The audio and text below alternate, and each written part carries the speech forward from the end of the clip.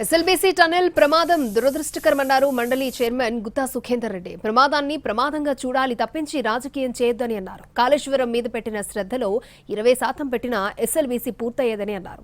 BRS హయాంలో కృష్ణా బేసిన్లో వాటర్పై నిర్లక్ష్యం జరిగిందన్నది వాస్తవమన్నారు. హరీష్ రావు విమర్శలు అర్ధరహితమన్నారు. విమర్శలు చేసుకునే సమయమా ఇది అంటూ క్వశ్చన్ చేశారు గుత్తా సుఖేందర్ రెడ్డి.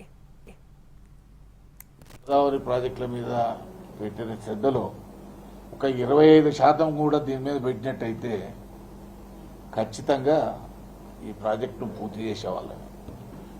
ఎందుకంటే హరీష్ రావు గారు ఇరిగేషన్ మంత్రిగా ఉన్నారు. ఆయన ఉన్నంతసేపు రెగ్యులర్గా రివ్యూలు కూడా జరిగేది.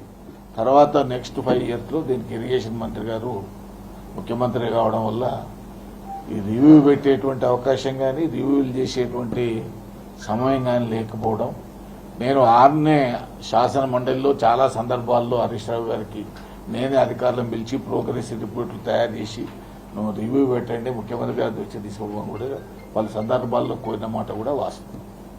దీన్ని మనం ప్రాజెక్టుల్లో జరిగే ప్రమాదాలు మనం రాజకీయ రాద్ధాంతం చేయాల్సినటువంటి అవసరం లేదు. ప్రమాదాలను ప్రమాదాలుగా చూడాల్సిందే. ఇంతకుముందు శ్రీశైలం పవర్ హౌజుల్లో కూడా ప్రమాదం జరిగింది, ఎంతోమంది చనిపోయినారు.